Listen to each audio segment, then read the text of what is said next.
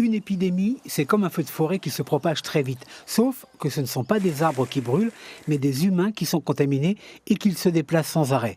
D'où le principe de bloquer la population à domicile pour limiter la circulation du virus. Et d'attendre que suffisamment de personnes contaminées, guéries, et donc immunisées contre le coronavirus, servent de pare-feu et protègent le reste de la population avant d'autoriser la levée du confinement.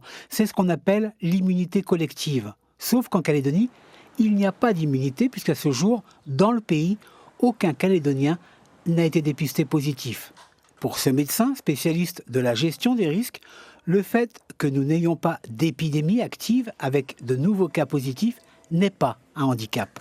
On a un taux de malades fragiles extrêmement important. On a plus de 50 000 personnes qui sont en longue maladie et donc qui seraient susceptibles de faire des formes sévères du Covid.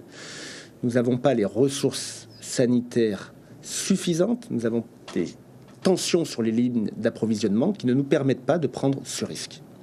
Donc au fond, pas d'immunité, c'est une bonne chose. Pas d'immunité collective, c'est une bonne chose. Attendons soit le vaccin, ou attendons que l'immunité collective se fasse en dehors de nos frontières et qu'elle arrête de se faire l'épidémie dans le monde. Quant à la durée du déconfinement, il devrait durer entre 3 et 4 semaines pour être sûr que personne, en Calédonie, même contagieux et sans signes cliniques, ne puisse contaminer une autre personne.